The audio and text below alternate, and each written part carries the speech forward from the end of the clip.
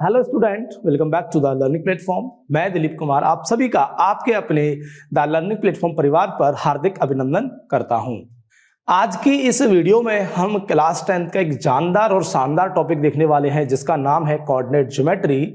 और इस वीडियो में हम इसके पूरे कंसेप्ट को समझेंगे और हम क्वेश्चंस भी देखेंगे जो कि पिछले एग्जाम में पूछे गए हैं। तो इसलिए इन क्वेश्चंस के कॉम्बिनेशन से ये वीडियो एक बहुत ही खास वीडियो बन जाता है और एक बहुत ही इंपॉर्टेंट वीडियो बन जाता है आपकी तैयारी के लिए। तो वीडियो को शुरू करने से पहले मैं चाहूंगा कि अगर आप हमारे चैनल पर नए हैं तो चैनल को सब्सक्राइब कर लें और बेल आइकन को भी प्रेस कर लें, जिससे कि आपको ऐसी ही अच्छी वीडियो और आपकी तैयारी के लिए अच्छी वीडियो टाइम टू टाइम आपको मिल सके। तो शुरू करते हैं आज की क्लास।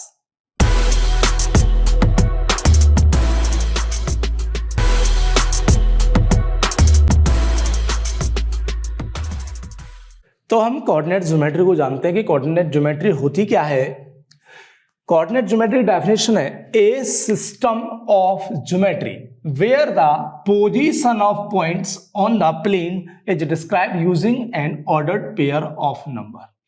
किसी प्लेन में अगर हमें किसी पॉइंट की पोजीशन को शो करना है तो वो हम किसके जरिए करते हैं? ऑर्डर्ड पेयर ऑफ नंबर्स के जरिए। और इसी को क्या बोला जाता है? इसी रिप्रेजेंटेशन को क्या बोला जाता है? Coordinate geometry. यानी जब किसी हम पॉइंट की पोजीशन किसी प्लेन में ऑर्डर्ड पेयर के माध्यम से रिप्रेजेंट करते हैं तो आपकी क्या कहलाती है? कोऑर्डिनेट ज्योमेट्री कहलाती है। तो इस कोऑर्डिनेट ज्योमेट्री में 10th क्लास के सिलेबस में एक तो डिस्टेंस फॉर्मूला आता है सबसे पहले, और फिर उसके बाद आता है सेक्शन फॉर्मूला, फिर उसके बाद आता है आपका एरिया ऑफ ट्रायंगल। तो हम इस कंसेप्ट को देखेंगे कि जो कि 2021 में एग्जाम होने वाले हैं उसके अकॉर्डिंग जो रिड्यूस सिलेबस है इसमें से क्या कर दिया गया है कि कोऑर्डिनेट ज्योमेट्री में से एरिया ऑफ ट्रायंगल को रिड्यूस कर दिया गया है। बाकी जो दो आपके टॉपिक जो बचते हैं इसके अंदर एक डिस्टेंस फॉर्मूला और एक आपको बचता है सेक्शन फॉर्मूला। तो इन दोनों के बारे में हम बात करेंगे, इन दोनों को हम समझेंगे और फिर इनसे जुड़े हुए क्वेश्चन जो कि पिछले सालों एग्जाम में पूछे गए हैं उन्हें अच्छे से देखें। तो देखते हैं सबसे पहले कि डिस्टेंस फॉर्मूला क्या होता है। तो सीधी सी बात है, किसी कार्टेशियन प्लेन में किन्हीं दो पॉइंट के बीच की डिस्टेंस निकालने के लिए, यानी मान लीजिए कोई एक पॉइंट है ए और इसके कोऑर्डिनेट्स हैं x1, y1 और एक अनदर पॉइंट है वो है B और इसके कोऑर्डिनेट है x2, y2। अब हमें इन दोनों पॉइंट्स के बीच की डिस्टेंस निकालनी है। तो इन दोनों पॉइंट के बीच की डिस्टेंस निकालने के लिए जो फॉर्मूला यूज होगा वो होता है डिस्टेंस फॉर्मूला। तो डिस्टेंस फॉर्मूला होता क्या है उसे मैं यहां पे लिख देता हूं। डिस्टेंस फॉर्मूला होता है under root x2 minus x1 का whole square plus y2 minus y1 का होल स्क्वायर, यानी x2 माइनस x1 का whole square plus y2 minus y1 का होल स्क्वायर। यहां पे हम इस फॉर्मूले को इस तरीके से भी लिख सकते हैं। कैसे? x1 माइनस x2 का whole square plus y1 minus y2 का होल स्क्वायर। इस वीडियो का जो उद्देश्य है वो इतना है कि बच्चे कम से कम टाइम में ज्यादा से ज्यादा रिवीजन कर पाएं, अपने ज्यादा से ज्यादा कंसेप्ट को क्लियर कर पाएं और ज्यादा से ज्यादा क्वेश्चन कर पाएं। इसीलिए इसका जो डेरिवेशन है वो मायने नहीं रखता है कि कैसे ये फॉर्मूला आया, कैसे बना। तो इसको हम इजीली लर्न कर सकते हैं कि जो डिस्टेंस फॉर्मूला होता है, यानी हमारे किसी कार्टेशियन प्लेन में किसी प्लेन में किन्हीं दो पॉइंट के बीच की जो डिस्टेंस अगर हमें निकालनी है तो हम वो किसके जरिए निकालेंगे? डिस्टेंस फॉर्मूला के जरिए निकालेंगे। वैसे इसका डेरिवेशन बहुत ईजी है लेकिन एग्जाम के पॉइंट ऑफ व्यू से कोई जरूरी नहीं है, तो इसलिए मैं डायरेक्ट फॉर्मूला लिख रहा हूं कि जो डिस्टेंस फॉर्मूला होता है क्या होता है? x2 माइनस x1 का whole square plus y2 minus y1 का होल स्क्वायर। अब जैसा कि यहाँ पे स्क्वायर है हम इसके वैल्यूज को चेंज कर सकते हैं। हम इसको ऐसे भी लिख सकते हैं x1 माइनस x2 का whole square plus y1 minus y2 का होल स्क्वायर। अब ये फॉर्मूला काम कैसे करता है तो ये चीज हम देखेंगे। तो इसको देखते हैं हम एक एग्जांपल के जरिए और देखेंगे कि जो हमारा डिस्टेंस फॉर्मूला है वो किस तरीके से काम करता है, यानी हम किन्हीं दो पॉइंट के बीच की डिस्टेंस को किस तरीके से निकाल सकते हैं और कैसे कैसे इस फॉर्मूले से जुड़े हुए क्वेश्चन आते हैं। अच्छा, इससे पहले हम एक चीज और देखते हैं कि अगर फॉरवर्ड आपसे ये पूछ लिया जाए कि किसी एक पॉइंट की डिस्टेंस ओरिजिन से हमें निकालनी है, जैसे मान लीजिए ये आपका ओरिजिन है और ओरिजिन के जो कोऑर्डिनेट्स आपको पता है क्या होते हैं 0,0। फिर इसके बाद एक पॉइंट है P। अब इसकी हमें जो कोऑर्डिनेट्स दिए हुए हैं वो x1, y1। मैं इसको यहां से मिटा देता हूं, x1, y1। तो अब हमें ओरिजिन और इस पॉइंट के बीच की डिस्टेंस निकालनी है, या फिर हम ये कह सकते हैं कोई भी पॉइंट ओरिजिन से कितना दूर है तो उस डिस्टेंस को हम कैसे निकालेंगे। तो हम लिखेंगे यहां पे distance of any point from origin. तो उसको हम कैसे निकालेंगे, तो इसमें हम अप्लाई करेंगे डिस्टेंस फॉर्मूला, जिससे कि हमारा फिर एक नया और फॉर्मूला डिराइव होगा। तो जैसे कि हमें पता है फॉर्मूला क्या होता है, x2 माइनस x1। तो यहां पे x2 हम क्या देख रहे हैं, x1 है। आप xy भी लिख सकते हो, कोई दिक्कत नहीं है इसमें। तो इसको हम लिख सकते हैं x माइनस 0 का whole square plus y2 minus y1। y2 कितना है, y है, और y1 कितना है, 0 है, y माइनस 0 का होल स्क्वायर। और इसको हम क्या लिख सकते हैं, x square plus y square. तो डायरेक्ट अगर कभी भी आपसे पूछ लिया जाए कि किसी एक पॉइंट की डिस्टेंस ओरिजिन से क्या होगी, तो जो पॉइंट के कोऑर्डिनेट्स आपको दिए हुए हैं उनको पुट करेंगे और स्क्वायर करेंगे और ये फॉर्मूला लगाएंगे, हम फटाफट से हम उसकी वैल्यू निकाल सकते हैं। तो हमें ये पूरा इतना बड़ा फॉर्मूला लगाने की जरूरत नहीं है कि बार बार x माइनस 0 और y माइनस 0 इस तरीके से हमें करने की जरूरत नहीं है। हम डायरेक्ट इस तरीके से निकाल सकते हैं जब आपसे पूछा जाए कि किसी पॉइंट की ओरिजिन से डिस्टेंस क्या होगी। तो चलते हैं आगे हम सेक्शन फॉर्मूला की तरफ, और सेक्शन फॉर्मूला को देखेंगे कि सेक्शन फॉर्मूला क्या होता है और किस तरीके से वो काम करता है। और फिर इसके बाद हम आगे देखेंगे कि क्वेश्चन जो पूछे गए हैं पिछले सालों में किस तरीके से हमसे क्वेश्चन पूछे गए हैं, जिससे कि हम आने वाले एग्जाम की तैयारी अच्छे से कर सकें। तो देखते हैं कि सेक्शन फॉर्मूला क्या होता है। सेक्शन फॉर्मूला यानी इसका जैसा नाम है वैसा ही इसका काम है। जैसे कि हम देख सकते हैं कोई दो पॉइंट आपको दिए हुए हैं, पॉइंट ए है, इसके कोऑर्डिनेट है x1, y1, और कोई पॉइंट दूसरा B है और इसके कोऑर्डिनेट है x2, y2। अब इन दोनों पॉइंट के बीच में इंटरनली, यानी इन दोनों पॉइंट के बीच में कोई एक पॉइंट है, और मान लेते हैं ये जो पॉइंट है वो P है, और ये P पॉइंट इस पूरी डिस्टेंस को AB को कितने रेशियो में डिवाइड करता है, m1 रेशियो m2 में डिवाइड करता है। यानी कोई दो पॉइंट दिए हुए हैं A जिसका कोऑर्डिनेट है x1, y1, और दूसरा पॉइंट है B जिसके कोऑर्डिनेट है x2, y2, और इनके बीच में कोई एक पॉइंट है P जो कि इनको m1 रेशियो m2 में डिवाइड करता है। और हमसे पूछा गया है कि P के कोऑर्डिनेट क्या होंगे। तो जब इस तरीके से आपको दिया हो कोई एक लाइन है या कोई एक डिस्टेंस है, किन्हीं दो पॉइंट के बीच की डिस्टेंस है और उनके बीच में कोई एक पॉइंट है जो उनको m1 रेशियो m2 में डिवाइड करता है, फिर उसके बाद आपसे पूछा जाए कि उस पॉइंट के कोऑर्डिनेट्स क्या होंगे, तो बहुत ही आसान फॉर्मूला है जिसको हम क्या बोलते हैं, सेक्शन फॉर्मूला। और फिर इसको हम ये लिख सकते हैं कि coordinate of P is equal to, तो इसका जो फॉर्मूला है वो m1 x2 plus m2 x1 upon m1 plus m2 comma m1 y2 plus m2 y1 upon m1 plus m2। ये सेक्शन फॉर्मूला है, बहुत आसान फॉर्मूला है। देखिए देखने में ये बड़ा लग रहा है लेकिन टफ है नहीं इतना। जैसे कि m1 है तो पहले हम किसकी वैल्यू निकालते हैं, पहले ऑर्डर्ड पेयर में पहले x आता है और फिर उसके बाद कॉमा लगा के y आता है। तो ये हमें x की वैल्यू देगा और ये हमें y की वैल्यू देगा। अब m1 है तो m1 के साथ हमें x2 लेना है प्लस, और m2 के साथ हमको क्या लेना है, x1 अपॉन में m1 प्लस m2। और यहाँ पे जबकि हम y की वैल्यू निकाल रहे हैं तो m1 के साथ y2 प्लस m2 के साथ y1 upon m1 plus m2। तो इस तरीके से हम p के कोऑर्डिनेट निकाल सकते हैं। तो एक बार दोबारा से मैं आपको रिवाइज करा देता हूं कि सेक्शन फॉर्मूला कब यूज किया जाता है, जब किन्हीं दो पॉइंट के बीच में एक पॉइंट दिया हुआ है और उसके कोऑर्डिनेट जब आपको निकालने हैं और वो उस डिस्टेंस को m1 रेशियो m2 में डिवाइड करता है, तो उसके पॉइंट्स को निकालने के लिए, उसके कोऑर्डिनेट्स को निकालने के लिए हम सेक्शन फॉर्मूला यूज करते हैं और इस तरीके से हम उसके पॉइंट निकाल सकते हैं।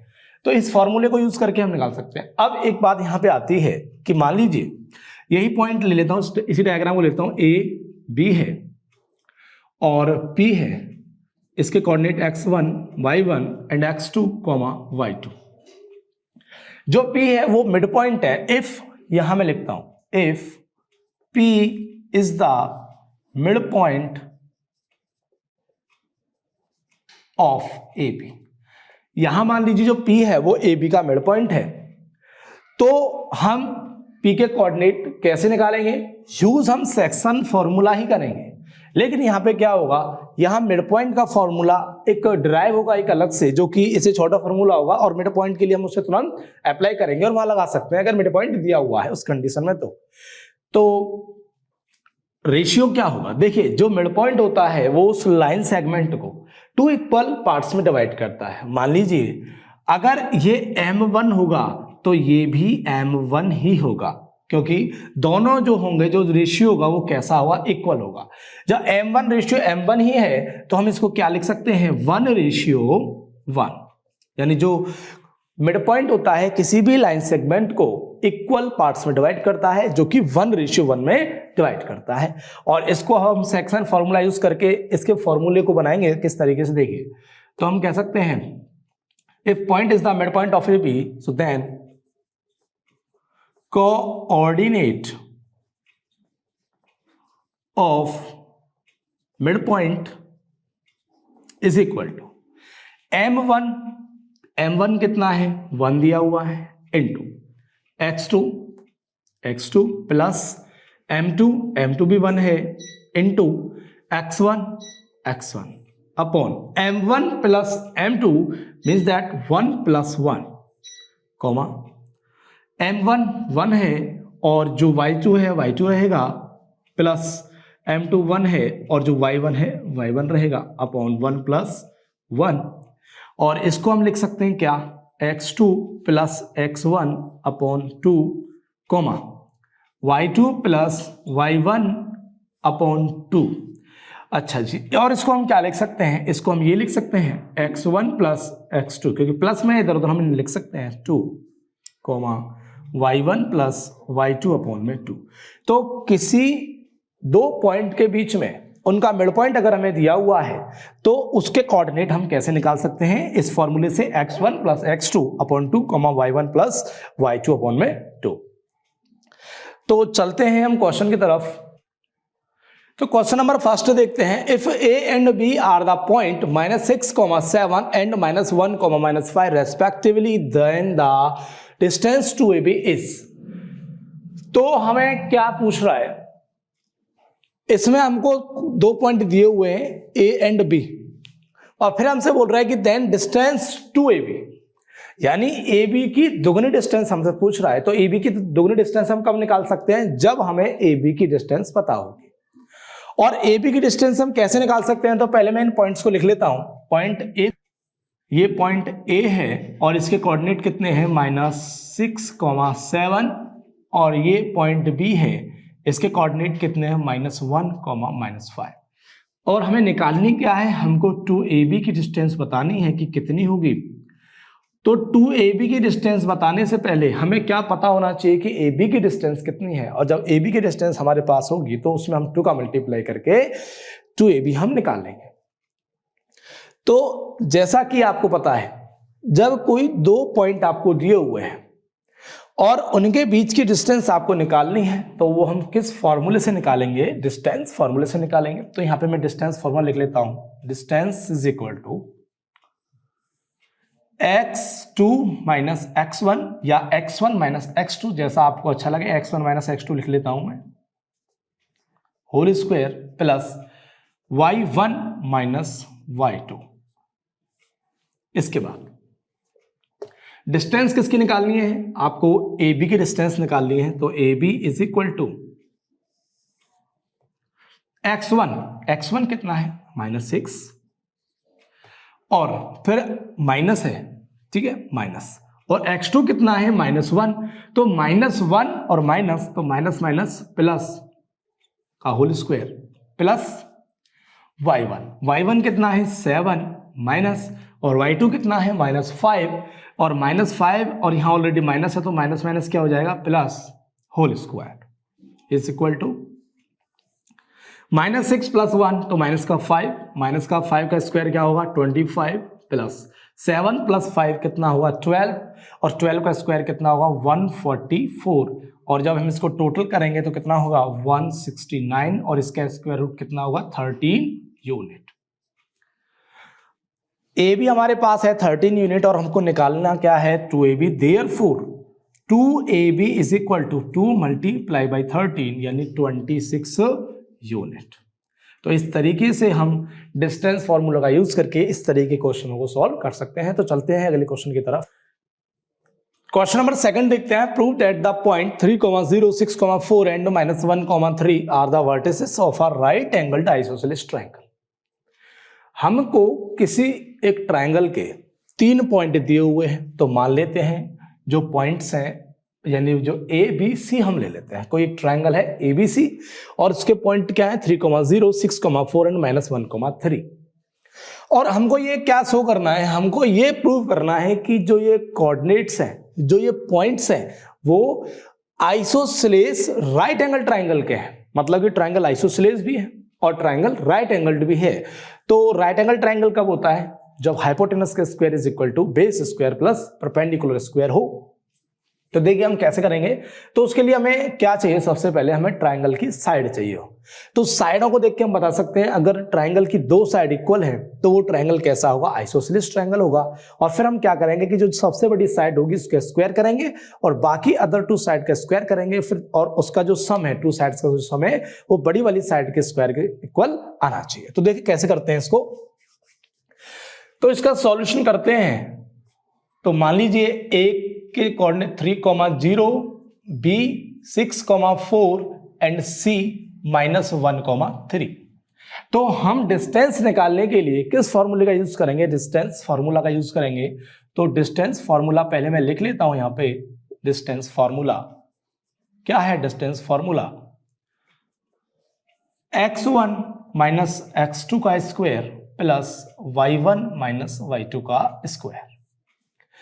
तो जब हम ए बी निकालेंगे, जब हम एबीसी ट्रायंगल की साइड ए बी निकालेंगे तो ये x1 होगा, ये y1 और ये x2 और ये y2। तो लगाओ 3 - 6 का स्क्वायर प्लस 0 - 4 का स्क्वायर। और जब हम इसको सॉल्व करेंगे तो क्या होगा 3 - 6 तो क्या आएगा -3, और -3 क्या आएगा आपका +9, प्लस -4 का स्क्वायर क्या होगा 16, और 16 + 9 क्या होगा 25, जो कि कितना आएगा 5 यूनिट। तो ए बी कितना निकला 5 यूनिट। इसके बाद हम निकालेंगे बी सी। अब बी सी वही डिस्टेंस फॉर्मूला, लेकिन इसमें जो बी सी है ये x1 होगा, ये y1 और ये x2 होगा और ये y2। तो 6 माइनस प्लस 1 का होल स्क्वायर प्लस 4 - 3 का होल स्क्वायर। 6 + 1 7 का स्क्वायर प्लस 4 - 3 1 का स्क्वायर, और ये आपका होगा 49 + 1 यानी √50 यूनिट। इसके बाद हम निकालेंगे क्या, AC हम निकालेंगे। तो AC is equal to AC के लिए क्या होगा, ये x1 होगा, ये y1 और ये x2 ये y2। तो 3 ये -1 है तो माइनस प्लस 1 का स्क्वायर प्लस x1 0 - 3 का whole square is equal to, अब इसको सॉल्व करेंगे 3 + 1 यानी 4 का स्क्वायर क्या होगा 16 प्लस 3 का स्क्वायर क्या होगा 9। तो 16 + 9 कितना होगा 25, और जिसका स्क्वायर रूट क्या निकलेगा 5। अब हमने तीनों इसकी साइड निकालनी है ट्रायंगल एबीसी की। AB आ गई, VC आ गई और AC भी आ गई। तो यहां पे डायरेक्टली देखने से पता चल रहा है कि एबीसी ट्रायंगल की 2 साइड इक्वल हैं, एक तो AB और AC। जब AB और AC इक्वल है तो we can say this triangle is isosceles triangle. जब किसी ट्रायंगल की 2 साइड इक्वल होती हैं तो वो ट्रायंगल कौन सा होता है, आइसोसेलेस ट्रायंगल होता है। और अगर हम इसको आगे इसका स्क्वायर रूट अगर हम निकालते हैं तो क्या निकलेगा 5√2 यूनिट। अब हमें क्या करना है, अब हमको इसे राइट एंगल ट्रायंगल भी प्रूव करना है। तो राइट एंगल ट्रायंगल मैंने आपको बताया था क्या होता है, जो सबसे बड़ी साइड है उसका स्क्वायर निकालेंगे, 5√2 का स्क्वायर इज इक्वल टू बाकी अदर टू साइड्स हैं यानी 5 का स्क्वायर प्लस 5 का स्क्वायर। तो इसको अब हम देखेंगे तो कितना होगा ये 50, क्योंकि 5 का स्क्वायर 25 और √2 का स्क्वायर क्या होगा 2 और 25 इंटू 2 कितना होगा 50 इज इक्वल टू 25 प्लस 25। तो 50 is equal to 50। Now we can say that this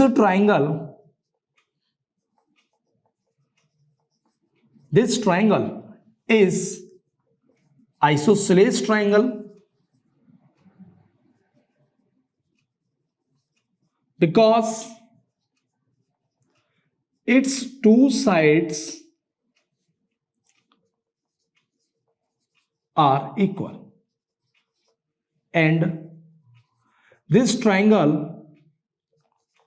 is right angle triangle, right angle triangle because BC square is equal to AB square plus AC square। तो इस तरीके से हम इन questions को solve कर सकते हैं। और ऐसे ही आगे आपसे ये पूछा जा सकता है कि किसी एक क्वाड्रिलेटरल के आपको 4 कोऑर्डिनेट्स दिए हुए हैं यानी 4 पॉइंट दिए हुए हैं, और फिर आपसे प्रूव करने के लिए पूछ सकता है कि बताइए कि स्क्वायर है कि रेक्टेंगल है कि पैरेललोग्राम है कि रोम्बस है।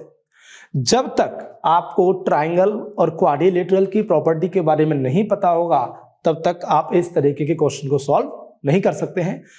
तो अगर क्वाड्रिलेटरल का क्वेश्चन आता है कि जैसे कि आपको 4 पॉइंट दिए हुए हैं और फिर आपसे पूछता है कि क्या है, स्क्वायर है रेक्टेंगल है, तो उसकी प्रॉपर्टी हमें पता होनी चाहिए। अगर चारों साइड इक्वल निकलती हैं तो वो स्क्वायर भी हो सकता है, रोम्बस भी हो सकता है, बट अगर डायगोनल भी इक्वल निकलते हैं तो वो क्या होगा, स्क्वायर होगा। अगर डायगोनल इक्वल नहीं होते हैं तो वो रोम्बस होगा। तो इस तरीके से हम क्वाड्रिलेटरल के क्वेश्चंस को भी सॉल्व कर सकते हैं।